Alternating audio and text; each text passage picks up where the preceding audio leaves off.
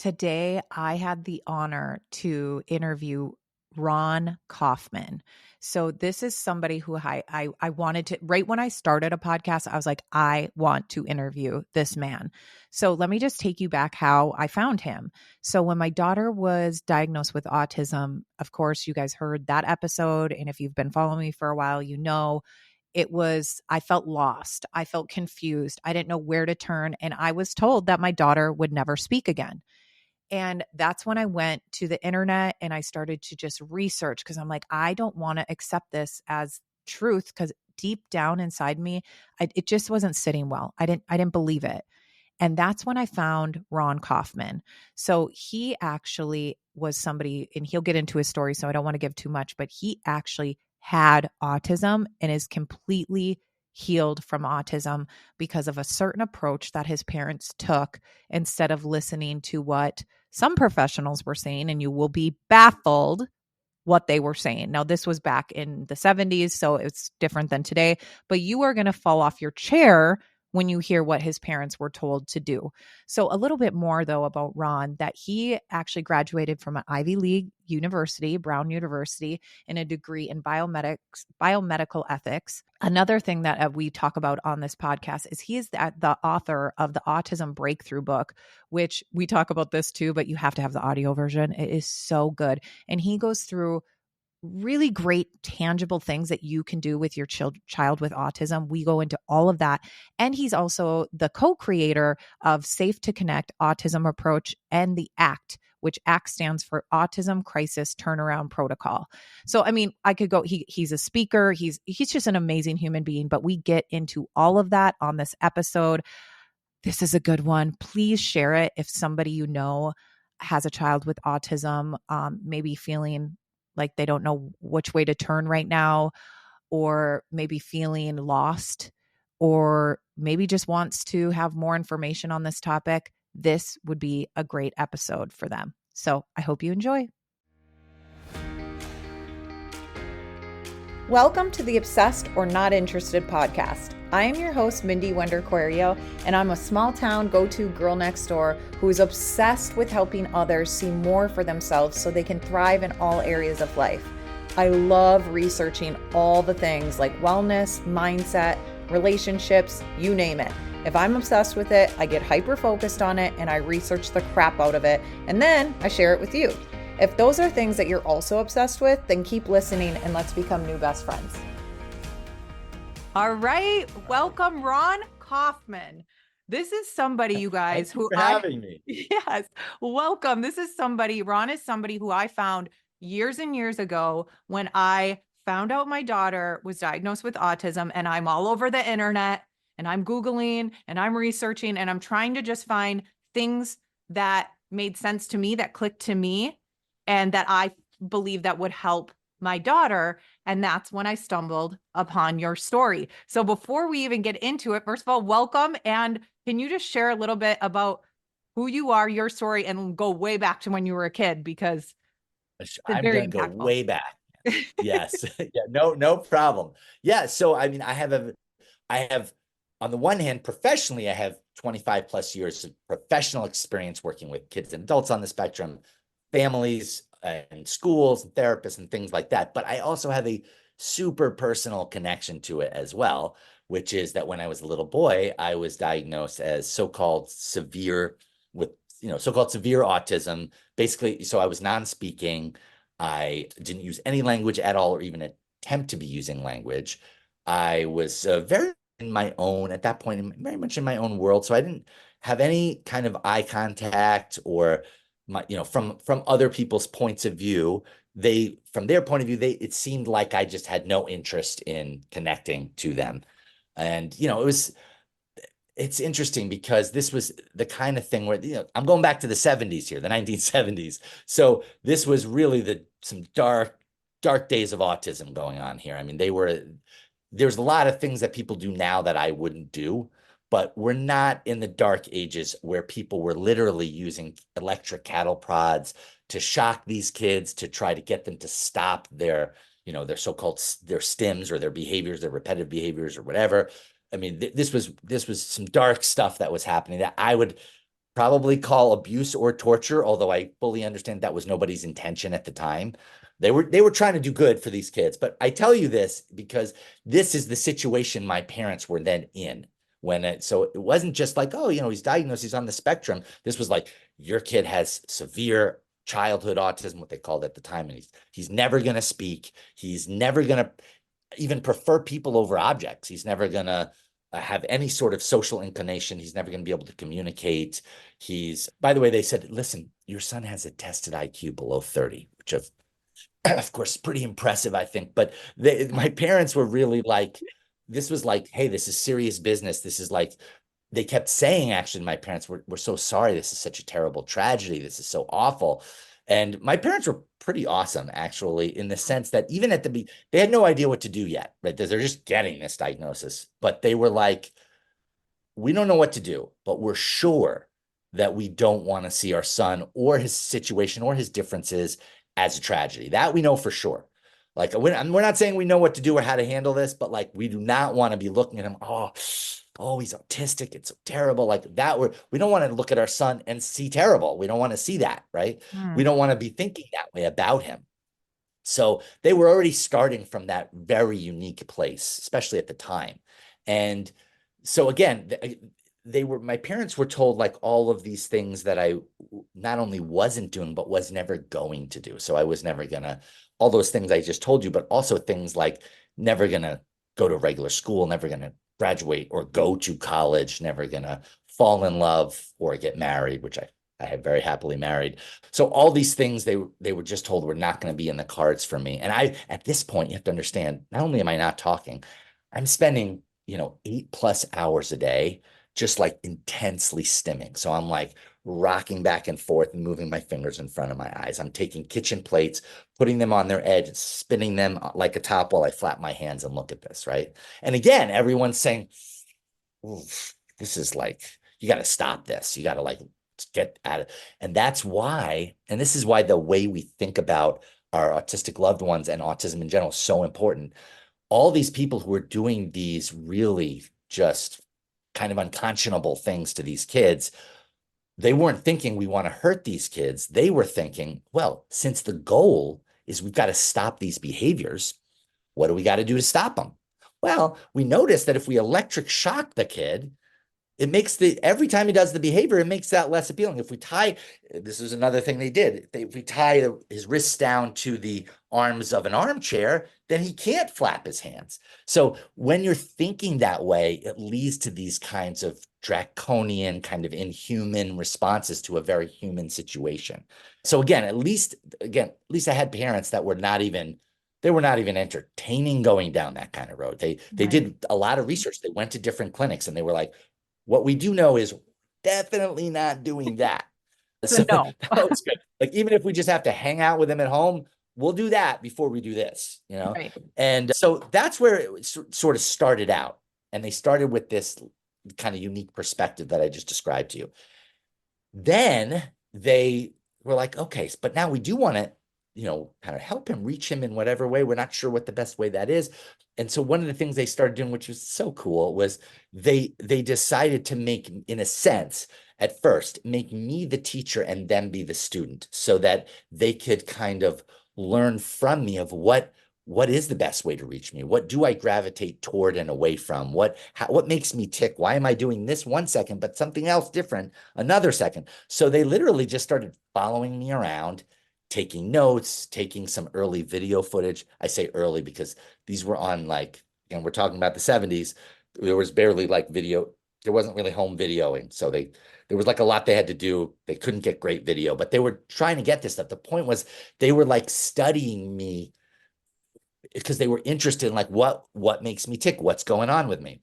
And they started to learn some different things about how I was operating. And then my mom, who is just, both my parents are still alive, by the way, for your view. I know you know that, but for Yeah. the viewers, they're in their 80s, they're happy, they're doing the work they love.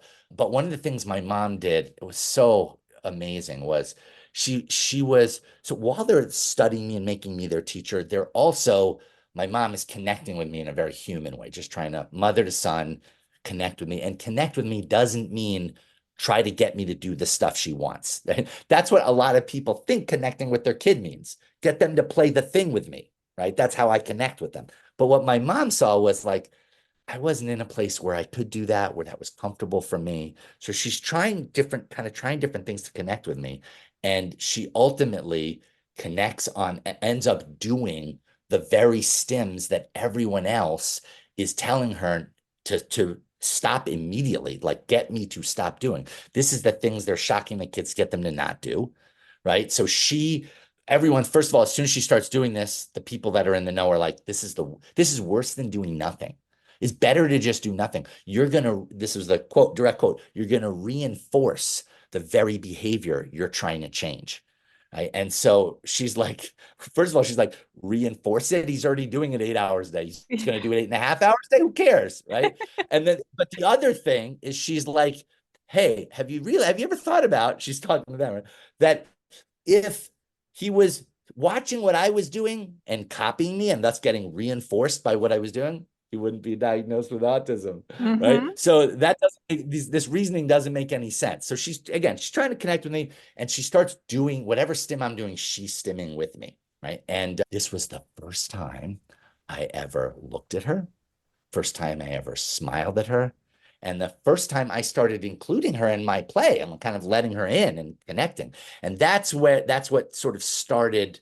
I'm going on for a little long here, so No, I'll you're wrap this good. up, but I just started the whole process. They then continued working with me, especially my mom, for the next 3+ years. And I grew and I blossomed in a whole host of different ways. And ultimately, I really don't think it's an exaggeration to say that I went on to do all the things that my parents were really promised that I would just never be able to do, want to do, be capable of doing.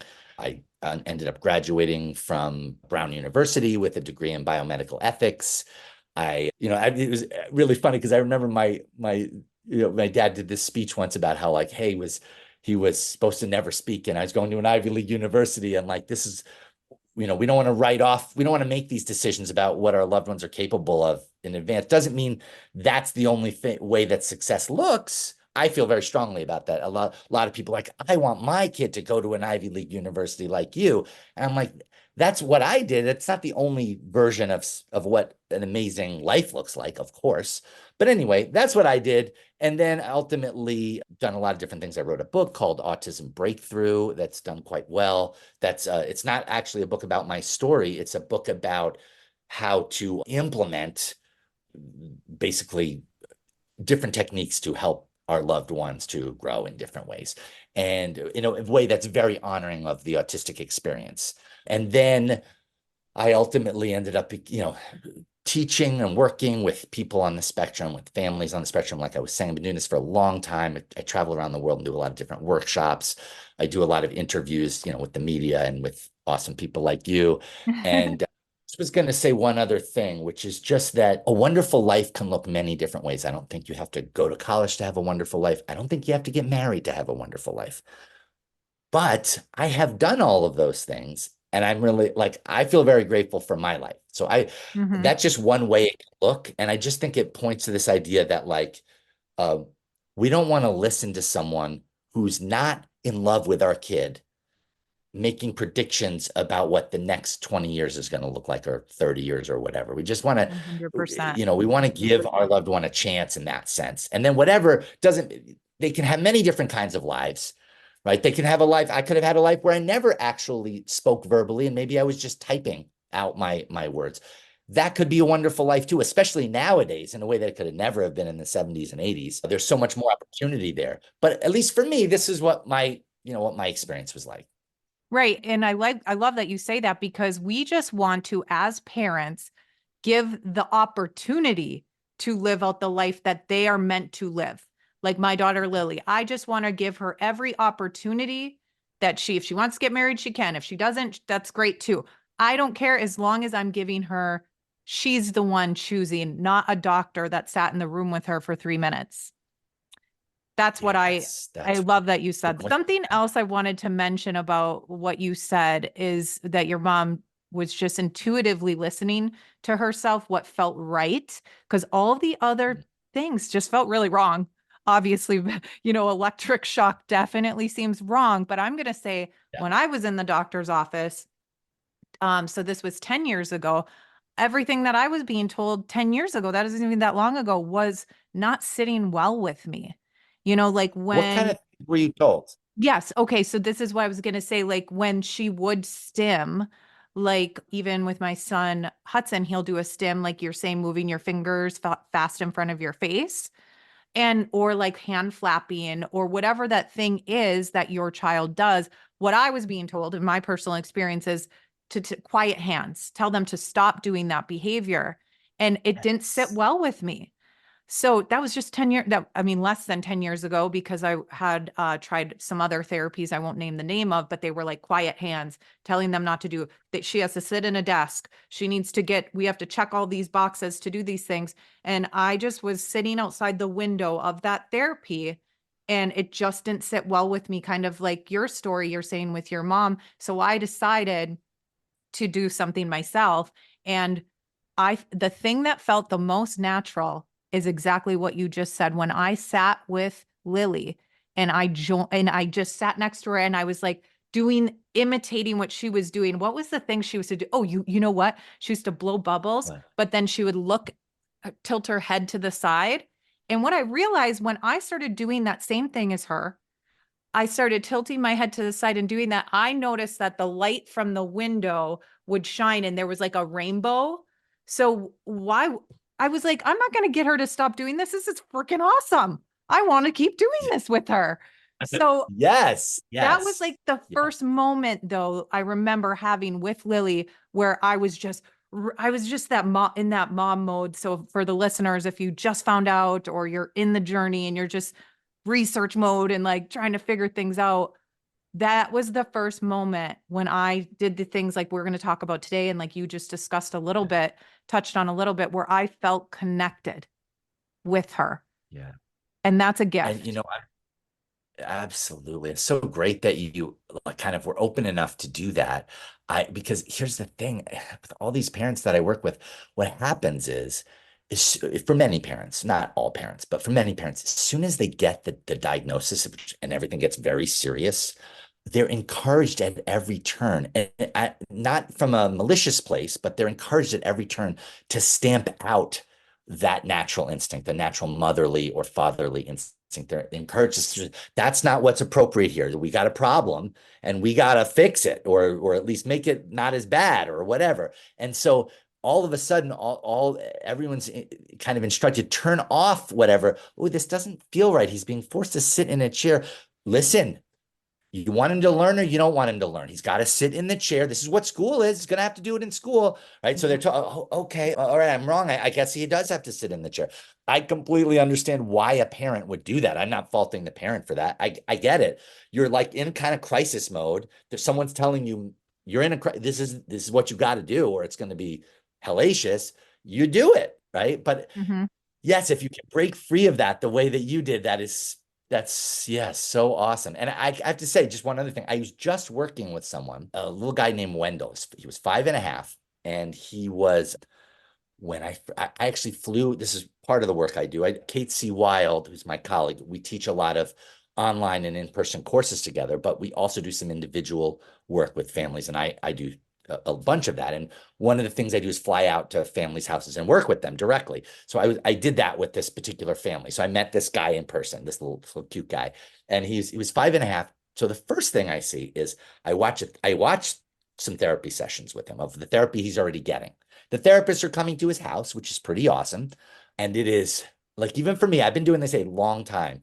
It was hard for me to get through. It was like hard for me to get through because I wasn't allowed to interfere during that session, right? And he's being forced to sit in a chair that he doesn't want to sit in, being forced to do these incredibly rote, kind of stupid lessons, like stupid in the sense of pointless lessons that he's being able to do. Put this here now, do this there.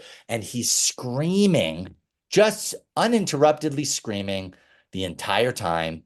And part of the reason these parents had me there is because he was screaming and flipping out like throughout the day, almost all day.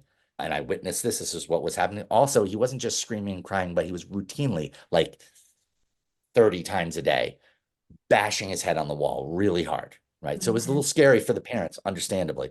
But anyway, he's having these therapists come every day. He's being put in this situation. And the parents are like, it's not like they loved it. They were like, something feels wrong, but this is the only way forward. This is what they thought. Mhm. Then they decided to have me. And so what was really incredible, I just want to say this last thing is, so I was at this family's house for, I think, what was it, 4 days? I believe I was there for 4 days.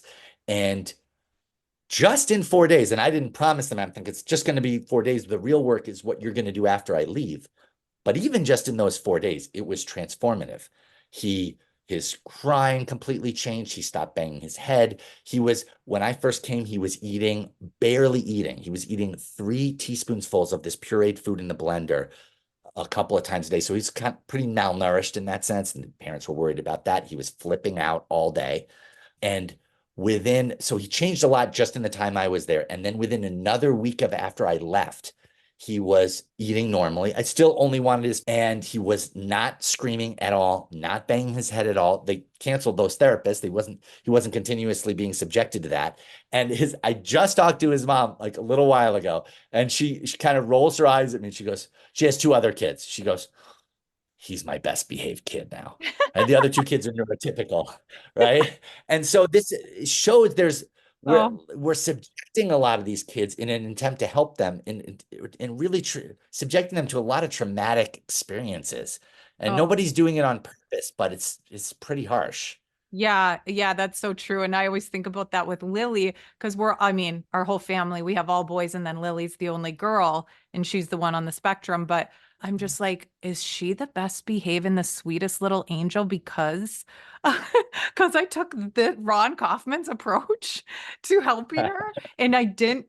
So what I call that, what you were just describing, how those parents were doing it, I was doing it, many listeners and many parents are doing it. I'm not calling anybody else this. What I consider myself is I was a sheep. And the reason why I was a sheep, I'm not saying anything bad about myself. It's just that's kind of like what we're supposed to do, put these doctors and these other people up on these That's right. pedestals. And what do I know? I'm just the mom. But then I explained this in a past episode, but I remember getting home one day and I realized, okay, so that doctor saying that my child will never speak again, that my child will this, that, and the other thing. And he spent 3 minutes with her, and I'm spending every single day with her. And that's when I realized, hey, I was a sheep, but no, today's the day it's going to stop. So that's Wow. what I just feel like that mom intuition and stuff. We don't, not to say that we don't trust doctors. That's not what I'm saying at all. But sometimes you have that intuition. And if something ain't feeling right, just listen to your gut. And then the other things I wanted to mention is the only reason I knew to do the bubble blowing thing with Lily, you said, whoa, you knew how to, I learned that from your book, Autism Breakthrough. So I didn't want to take credit for just like, oh, I just was led to do that. That's number But one. even if you read it, you didn't have to do it, Right, right? You right. decided to do it, right? Yeah, Anyway, sorry, go on. yeah, Yeah. and I want you to share a story about that in a second in your book. I believe it was in your book, but I've heard you speak so many times and so it may be something else, but you had a great example of two people on a park bench reading a book. Yes. I think that's just for moms out Yeah, I there, for did parents out describe there. that in the book. Okay, it You're was in the right. book. No, you're remembering very well. I'm impressed with Okay, your memory. that really helped me connect the dots because I'm like, that's duh. That's duh. Of course, we all do that every single day. Why aren't we doing this with our children on the spectrum? So, can you share that story? Right. Yeah. Well, yeah, it's not really a story. Oh, It's like an yeah, analogy. It's not a real analogy. thing that's ever happened. But it's a great it's funny because it's the part of my book that so many parents have told me over the years. I wrote it a while ago that, oh, that was the light bulb moment for me.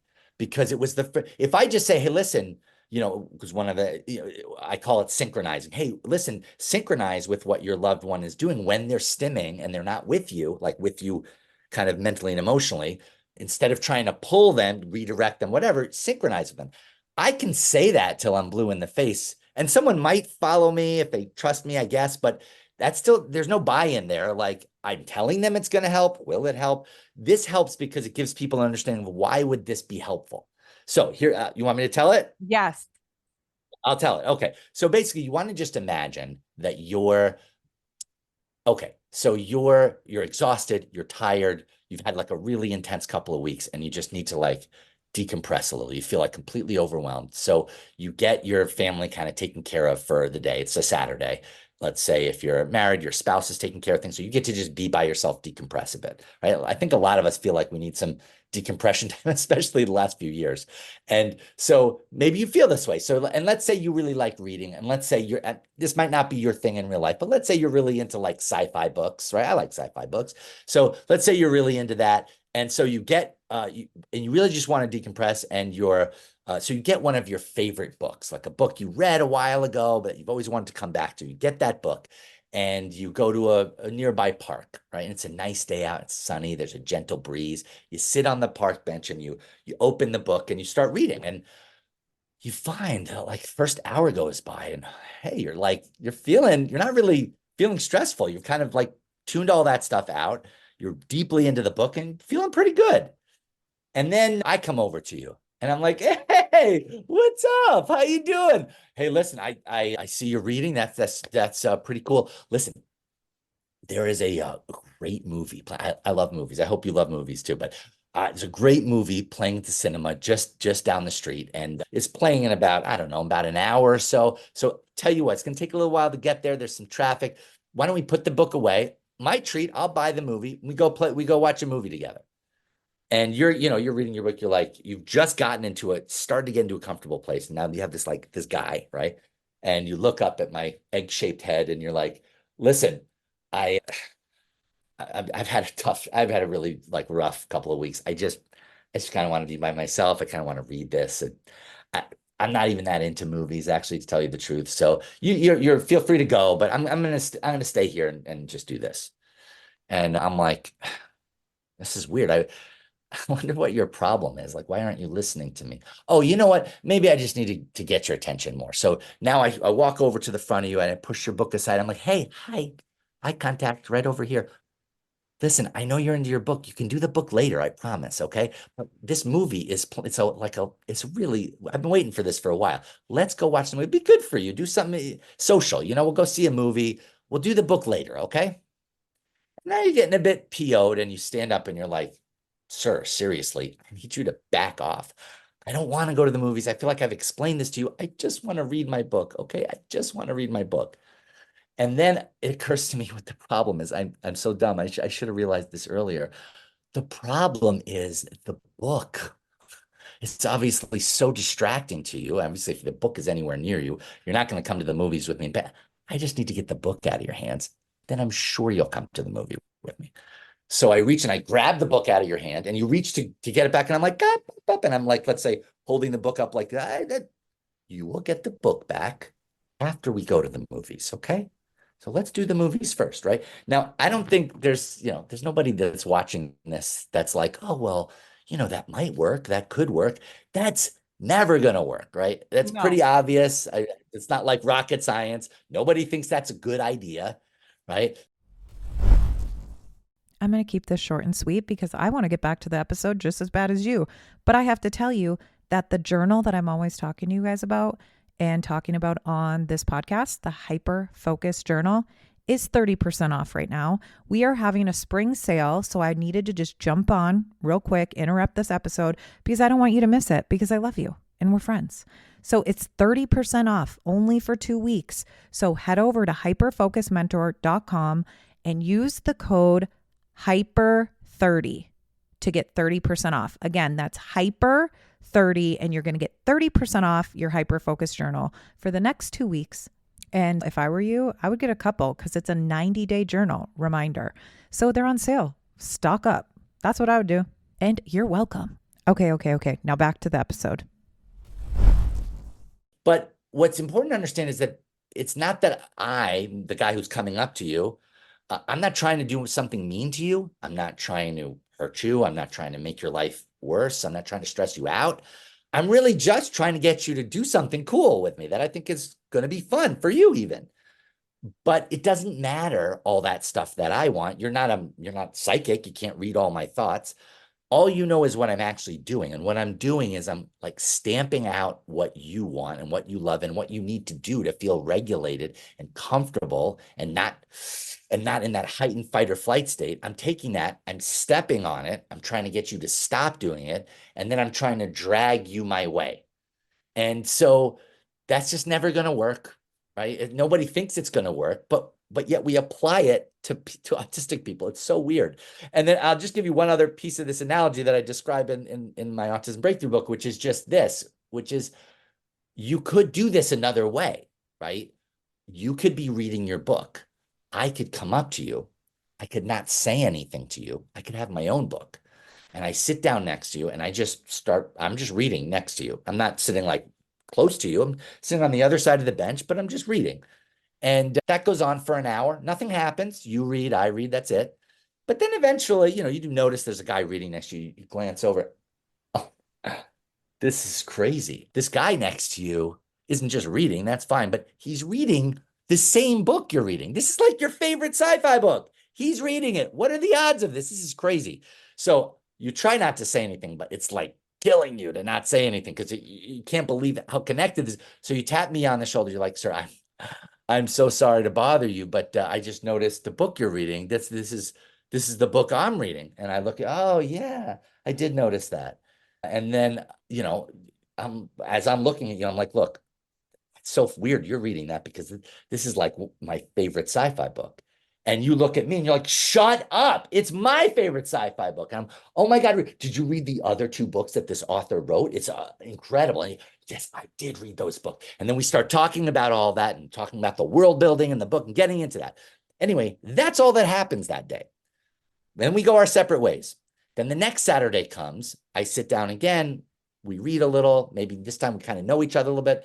We talk a little, we read a little, we're still reading that same book, right? This happens 3 Saturdays in a row. Then the 4th Saturday comes, we're reading again, chatting a little, reading a little. And then it's time for me to go and I'm about to leave. And I go, oh, hey, I just had this thought. I don't know.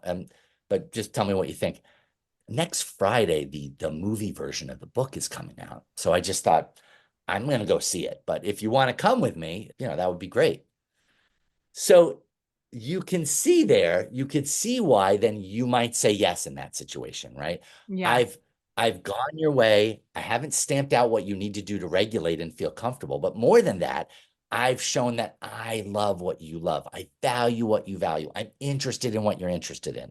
In fact, this is one of the things that Kate and I talk about is something called the 5 autism love languages. Obviously, we didn't come up with the idea of love languages, but we applied it to autism. And one of the love languages, actually my favorite one, is called interest in their interest. Interest in their interest. So there's an incredible connection that happens when that happens. Instead of constantly I'm fighting and trying to redirect your interest. I'm seeing your interest as a pain in the neck. It's the thing in the way. It's the thing I wish you would stop obsessing over, right? I never, ever use the word obsession to talk about an interest because it's a derogatory, pejorative term that we never use for neurotypical people. We never take our 10-year-old son who's super into soccer and is captain of the soccer team and say, well, he's obsessed, right? No, we say, oh yeah, he's super into it. It's his interest, right? Yeah. But when we take a person on the spectrum who's into washing machines or whatever, we call it an obsession, It's like right? a negative So thing. Yeah. yeah. So there's a lot of connection that comes from there. And when you go someone else's way, there's more room for you then to ask for them to try coming your way, see if that's comfortable for them. Yeah. And so this is really powerful. I just say one last thing, and then I say what you want to say. But the one thing I'll just say is that this aspect of person-to-person connection is not a new thing that's 21st century. This is the way human brains, that's the way one human brain connects to another human brain for the last 100,000 years. This is a key thing back to our tribal days of Hmm. like, in order to build trust with another human being, there has to be a common interest, a common focus. Maybe some of your viewers, maybe a lot of your viewers met their significant other or their best friend through an interest like this. Maybe they both loved sports, or maybe they both loved science fiction, or they both loved yoga, or they both loved philosophy, right? This is a Hmm. common way of connecting. And yet again, we don't apply this to the people that most need it from us, which is our autistic loved ones. Mm-hmm. 100%. So this seems like such a no-brainer thing. The way you just described it, it's kind of like that's common sense. So this is called synchronizing, guys. So that is just one part of the therapy. What is the therapy that you created? It's called Okay, Safe so to Connect. yes, it's called the Safe to Connect Autism approach. That's right. Okay. And it's and we're not calling, it's not like an autism, we call it autism like therapy or treatment because we don't see autism as a disease. We're not trying to erase it or get rid Right. of it. But yeah, it's an autism approach. The reason we call it the Safe to Connect autism approach is because what we've seen over and over again, and what I've had as my own personal experience, is that people on the spectrum have to feel safe to connect. And Mm-hmm. everybody wants them to connect before they feel safe. It's completely insane. But it's what the whole system is built around, right? Mm-hmm. Yeah, well, do the thing you want after you sit quietly in class and you do this and you participate in circle time and then you do this and then you go to this job interview if they're older or more verbally communicative and you do this and you do this. Yeah. But the whole point is you're asking them to connect and do all these connecty kind of things when they don't yet feel safe, regulated, comfortable to do that. And I don't think people really get. I think if they understood this, they wouldn't do a lot of this stuff. But I don't think people get how frequently our loved ones don't feel safe. And I'm Mm-hmm. not saying they're not safe. I know we all take care of our loved ones. I'm not saying they're in danger, but I'm talking about internally. They don't feel safe. They don't feel regulated. They don't feel like they often are in a sort of a defensive mode, which comes from a lot of the things that we're doing. One of the things that I was just telling someone recently is that if someone is having a lot of what a lot of people term meltdowns and stuff like that, what's important to realize is that's not part of the autism. That's actually when we put an autistic person in environments and circumstances that make it impossible to function, then you're going to get lots of other things. You're going to get way less connection, that's for sure. But you're Mm-hmm. also going to get other side effects that neurotypical people say they really don't like. Things like, explosions or cursing or saying, I hope you die, or banging their head or punching someone, right? All of these things. And we can talk more about this, but I just want to say this last thing about it, which is that all those behaviors I just talked about is the term that Kate and I use for those is called a neurocrash, which is when the environment or circumstances so overwhelms the autistic brain such that their coping mechanisms shut down. And that's when you get these other kinds of behaviors that people find difficult. So they're not chosen behaviors like, I think I'm going to misbehave and hit somebody. The person is so dysregulated, the coping mechanisms are gone. By the way, stimming is a coping mechanism. So when we try to Mm-hmm. redirect the stim, we're trying to take away the thing that's standing in between your loved one and their neurocrash. They're working their tail off all day to not have a neurocrash. As badly as you don't want them to have a neurocrash, they don't want to have a neurocrash even more badly. They're doing all these things, but then we plop them in these environments and different circumstances that make that impossible. They're being hit by these tidal waves over and over again. And yeah, it builds up. It eventually leads to a neurocrash. And then some of these kids and adults, they get kind of trapped in these cycles of they're having many of these every day. And there's a way out here, but we can't do it by trying to think like, I got to get them to behave better. I got to show them this behavior is not appropriate. We don't hit in this family. That's an inappropriate behavior. We don't do that. Yes, but they're not choosing to do it. So when you hold someone accountable for something that's not a choice, it doesn't actually lead anywhere good. It doesn't fix anything, right? We Right. have to first understand what's causing them to be in the neuro state that they're having this neurocrash. What's causing that to Mhm. happen? Let's then take away some of that. Then they won't be in the state where this is happening. Yeah, I don't think a child on the spectrum is choosing to beat their head off the wall.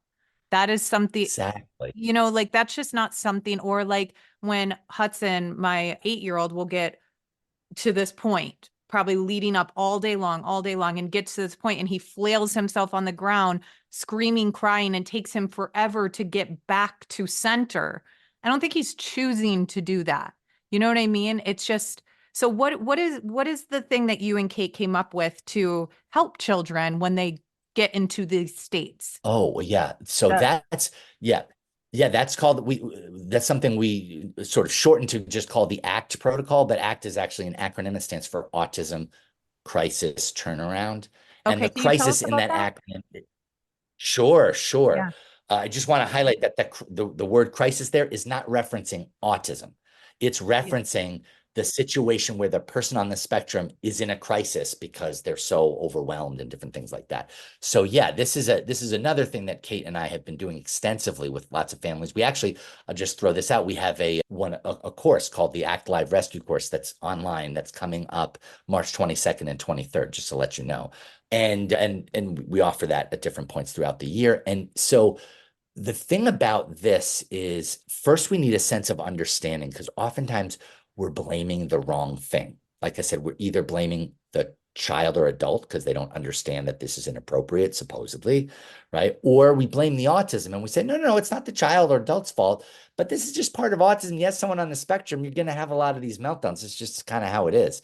And both of those kind of misidentify what's actually happening, which is what's actually happening is happening much deeper underneath the surface, which is, and actually this is a good, I'm gonna dovetail two things. So I'm gonna describe a key concept underneath the safe to connect autism approach and then connect it to the ACT protocol if you'll allow me. Yeah, So for sure. so basically, so the one of the things we help people to identify, and if you're listening right now, start to think of this next, start to observe your loved one and notice these three things I'm telling you. Okay, so your loved one on the spectrum is always in one of three neurostates. They're always in one of three. They're not always in the same one. They're moving back and forth, but they're always in one of these three.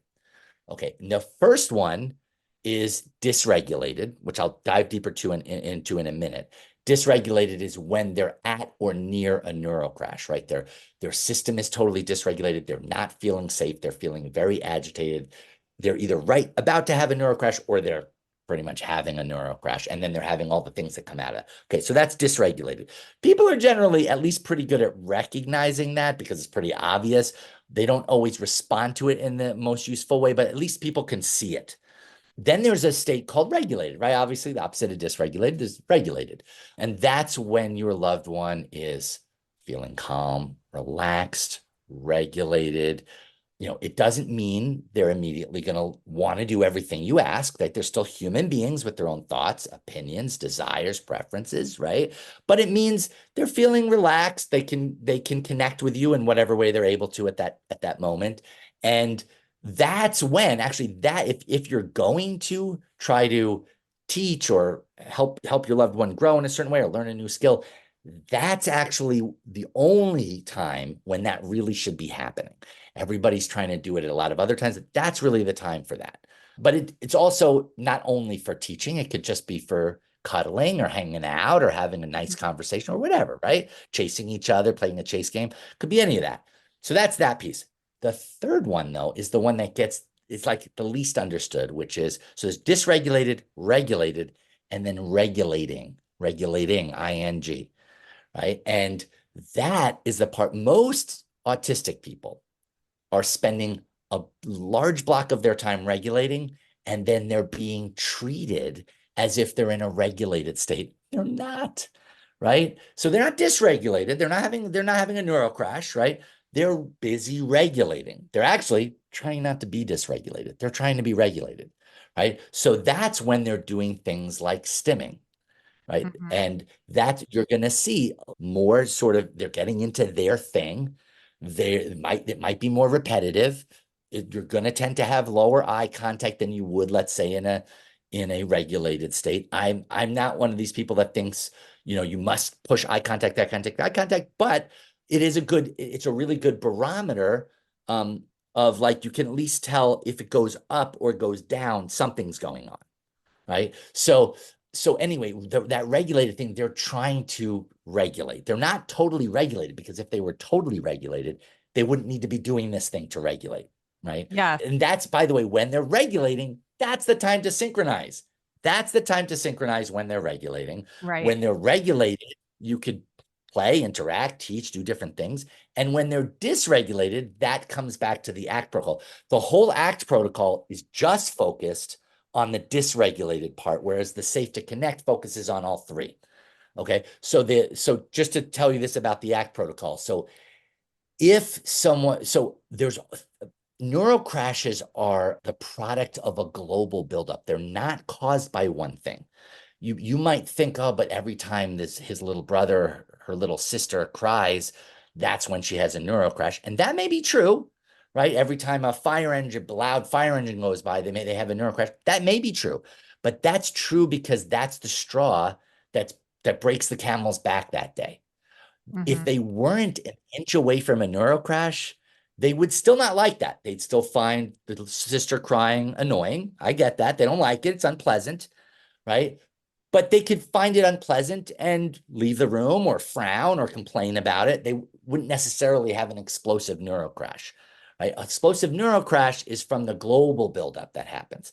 The global buildup happens from a whole host of things that are building up throughout the day. These are things like buildup of sensory input that is just a little too much for them. Again, if you do that once for 5 minutes, it's okay. The system can handle that. But that's not what's happening. Our loved ones have what Kate and I have nicknamed S4, which stands for super sensitive sensory systems. A lot of you guys know that. But this builds up. It builds up over the day. Now, the other thing, there's 7 things actually that build up, but I'll just tell you one other one. The other one that builds up is our loved ones have a heightened need for predictability and control. And what ends up happening is there's all these little ways that that's pulled from them. And that builds up over time. Now, when they want this control, people often call that being rigid or demanding. And that is absolutely not, that's a neurotypical view on it. That's not what's actually happening on the inside. What's happening on the inside is they're not trying to be rigid or demanding. What they're trying to do is get enough sense of control so that they can feel safe, so that they can regulate and feel okay. And guess what happens when that happens? They don't have neural crashes, right? So, and what's interesting is people think the way to solve that is you've got to teach them they can't control it. You got to break them of the controlling part of them. But what I've seen over and over again is actually if you first give them the control so that they can have enough to feel regulated, then actually they become less controlling because they feel safer. This is why it's safe to connect, right? They have to feel safe. Safety first. There's a guy I have a huge admiration for named Dr. Stephen Porges. I don't know if you've heard of him, but he pioneered something called polyvagal theory. You should look this up. You would get a kick out of him. He's amazing. He's a brilliant guy. He pioneered the polyvagal theory. Porges, Porges, by the way, for those of you listening. Basically, he did all this work on the nervous system and in particular on the vagus nerve and how it has it's a key nerve going from the brain to the body, has these 3 nerves that connect. I won't go into deep detail, but just the thing that read about that, because the 3 branches of the vagus nerve are absolutely crucial. But one of the things that he said is the feeling, he said, I want to get this quote right, something like the feeling of safety he calls it neuroception of safety. Neuroception of safety is the treatment. And what he's saying is, he uses the word treatment, it's fine, but like what he's trying to say is actually it's the safety part that is necessary for all other growth, connection, whatever. And it's really, really important his work has been really pioneering in that area, that we have to do the things necessary to get regulation and safety first. And then we can build on it in other ways. And one of the things how that relates to neural crashes too is a few things. We want to lower the amount of imposed situations that are building up and causing the neural crashes. We also want to recognize some early signs. Kate and I call these SOS, which stands for signals of stress. And they're subtle. I'm not talking about the thing that happens 3 minutes before the neural crash. I'm talking about an hour before. You're going to start to notice tightening of the jaw. You're going to notice things like if they're at all verbal, they're going to start saying no to a lot more things a lot more often, right? That's not them being obstinate. That's them getting slowly more and more dysregulated. That's a sign that we're heading toward a neuro crash, right? So there's 35 of these actually. And we go over them in the ACT live rescue course. But the thing I'll say is if you can catch that when they're exhibiting those SOS an hour ahead of time, you can prevent the neuro crash before it ever happens because now you have that information and they're not right about to have the neuro crash. So anyway, that's a So lot there, but I just wanted to give you that chunk. I literally could talk and sit here and talk to you for hours and hours because I'm learning so much. And this is coming from somebody who has read your book, who has done courses from you and have learned from you for so many years. And I'm just like, not that I don't want to say I'm doing so much wrong, but I'm doing so much wrong. But I wanted to tell you there's a couple of things about this. Number one is if you miss any classes, a bunch of classes, whatever, we record it while it's happening and you have Okay. 2 weeks to watch that. The only reason we're happy to give lifetime access. We just don't because there's so much parent participation. It's like private information. We don't want to just leave it on the internet. Right. So it's a temporary thing. But anyway, so that works. And the both days, the way they work, if you're there live, you get to ask questions and stuff. But if I just want to let you know that it's like 9 to 5 each day, but it's not straight through. So it's like 9 to 11, then there's a 1 hour break, 12 to 2, one more 1 hour break, and then 3 to 5. So there's Okay. plenty of times to like take a breather, consider what you just took in, that kind of stuff. Right. Okay. Yeah, I definitely think this is for somebody who, if you, anything that Ron just described, if your child is experiencing any of those things and you're thinking, we're not noticing the SOS signs. That's what I've realized. I'm like, Right. I could have been seeing this coming. There's so many signs. And as you were talking, Yeah. I'm just thinking of all of those SOS signs that I am probably missing, but it's like clicking as you're talking. But okay, because I don't want to keep you forever. I have a couple more questions here. So Sure, with lay it on me. okay, so with the safe to connect approach, I'm not going to name other therapies, but I know there's other therapies that are their goals are very about like, well, we have to get them to sit through class like we spoke about, and academics and Right. learning to read and whatever. Well, how is safe to connect approach different to maybe some of those other therapy approaches? Oh, that's a great question, actually.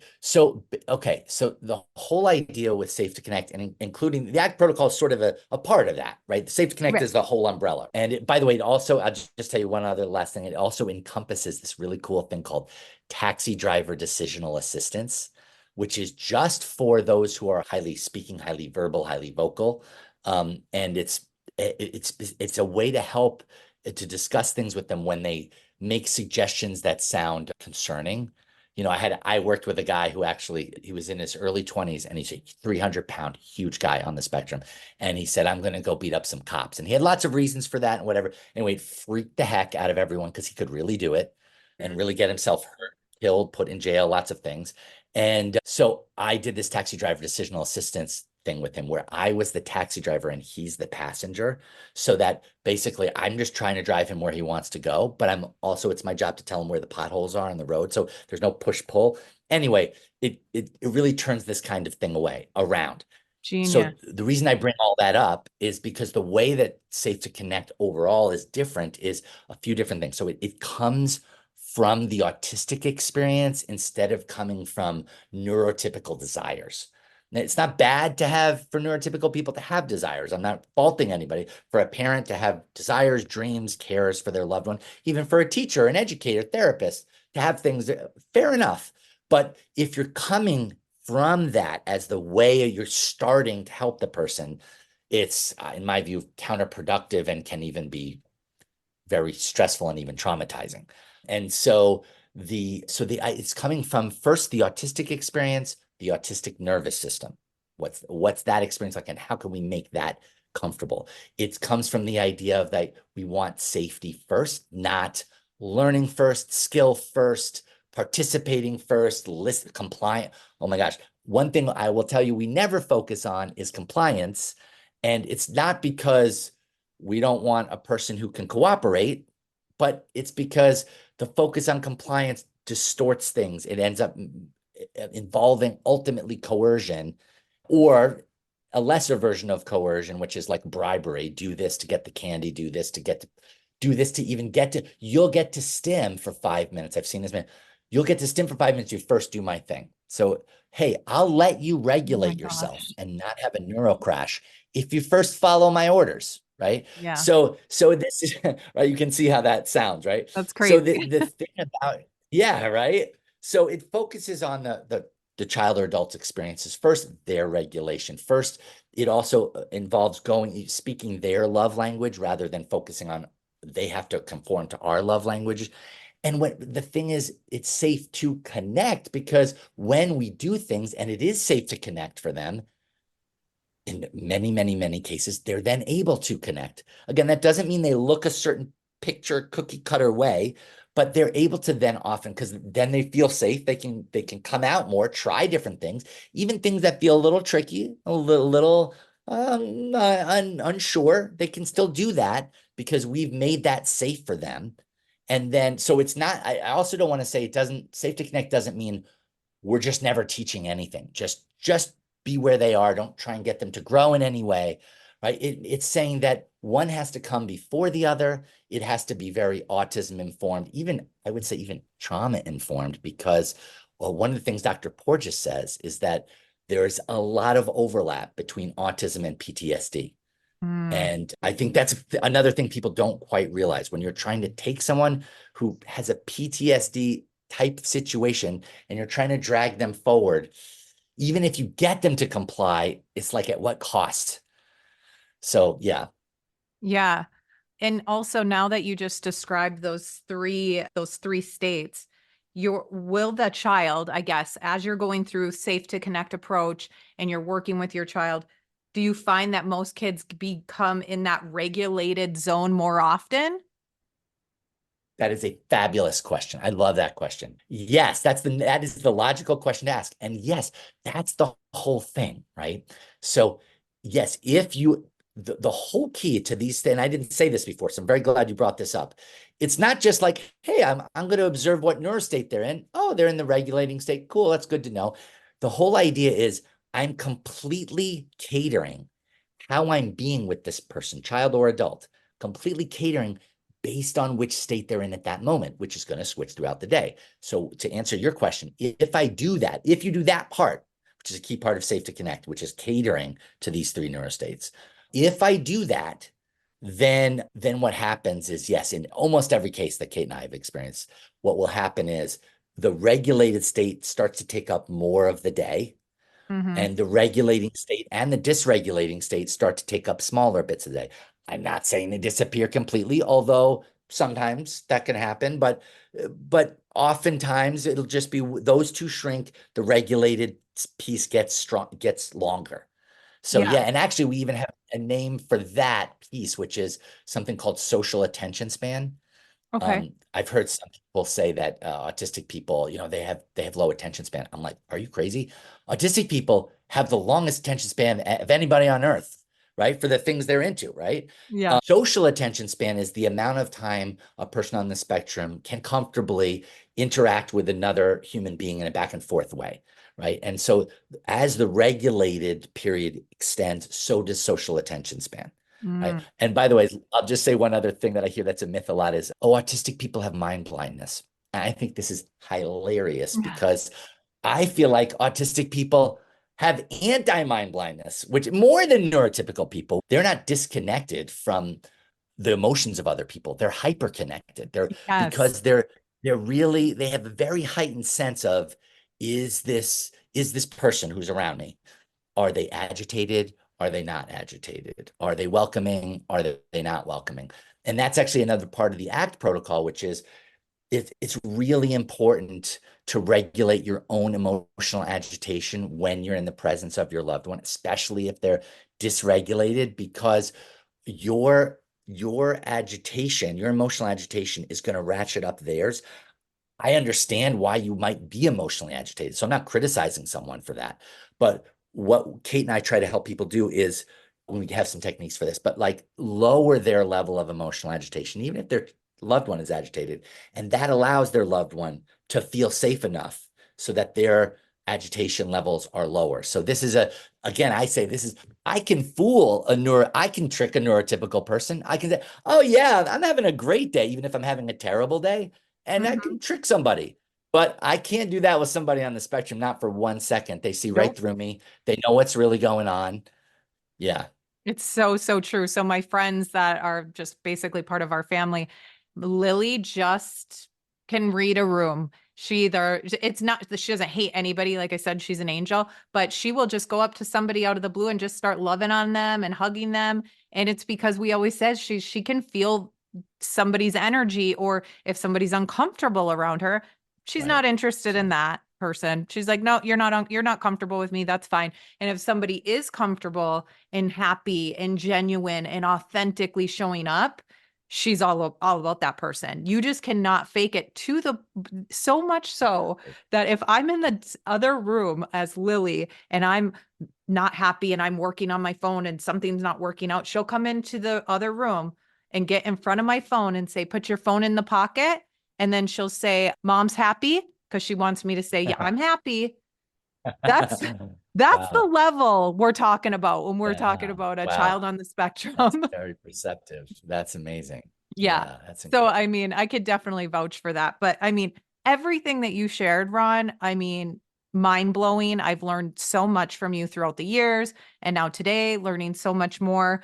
So, can I just ask you, for the people listening, including myself, where can we find out more? First of all, if you want to get the Autism Breakthrough, where can they find that? Is that on Amazon? Okay. Oh yeah, I mean, actually, I'll tell you this, it's everywhere. It's like I Everywhere. said, the book's done well, so it's easy to find. It's definitely on Amazon and on other booksellers. If I'm going to recommend a version of it, I just want to say this: the Okay. audio version is awesome. That's the one They I let me listen. do the narrating, Yeah. and that audiobook has done really well. Won all sorts of awards, actually, I have to say. And so I would recommend people get that. You can get that. You can get it direct download through Audible. I do know that, but you can get it. It's like available everywhere. It's Yeah. really easy to find. Okay. So yeah, there is that. Can I give just a couple websites real quick? Yes, that's what I was just going to say. I want people, just pimp yourself out. Tell people where they can find you, what your website, where Pimp the, where myself out. Okay. where Safe to Connect Okay. is, all of the things. Tell us everything. Sure. Yeah.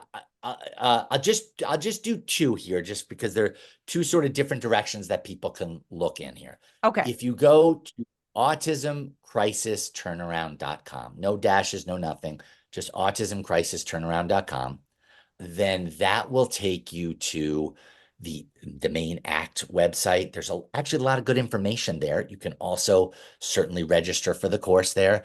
By the way, you can register as a single or as a couple, because we make it much cheaper to, register as a couple. But either way, whatever. But there's also just information on it and things like that. That's at autismcrisisturnaround.com. That's very ACT focused. So that's not going to be the global thing. It's not going to be the 3 neurostates or anything like that. Okay.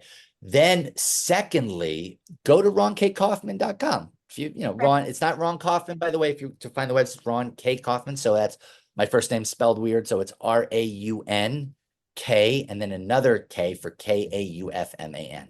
RAUNKKAUFMAN.com, by the way, just .com for both of those websites, just .com. If that's not like I'm actually in the middle of building, kind of rebuilding and redoing that website. So the only reason to go to that website is not to get a bunch of great information right now. It's not rebuilt yet. But what you can get on that website, and it doesn't cost you anything, is you just click on a button and you could schedule a phone call with me for, Wow. 20 to 30 minutes. If we don't get charged for that, but what we do is it's called a consultation package discussion call. And so it's just to see I ask you a lot of questions about what's going on with you, and see if what I offer in terms of my one-on-one services are a good match for you. You see if it's a good match, and then we can either do a package of consultations over the phone, or I can fly to your house. So there's different options there, which we can discuss over the phone.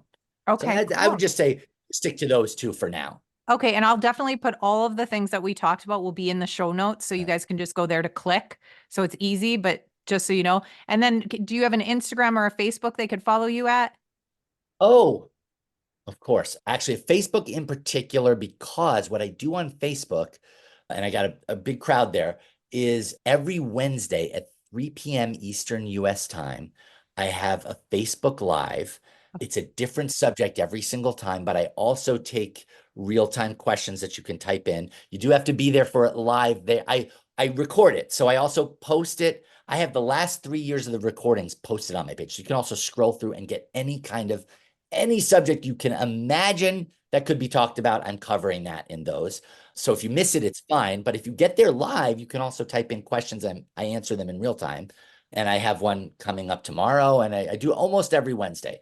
You can either type Raun K. Kaufman into Facebook, spelled Raun, And by the way, it's only one F, only one N on my name, my last name. And, or you can, I think, go to facebook.com/Raun.K.Kaufman, I believe is the Okay. actual website. So Okay, yeah, cool. Yeah, I'll put that in the show notes as well. That's awesome. Wow, I didn't know that you go live every Wednesday.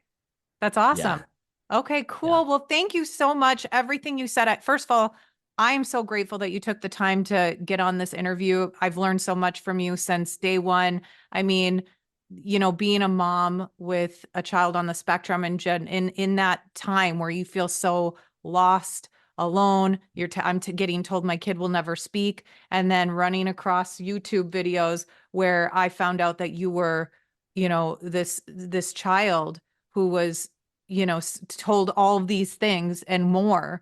And then you were Yeah. graduating from Brown University and doing all these things that, what that did for me? It just gave me hope.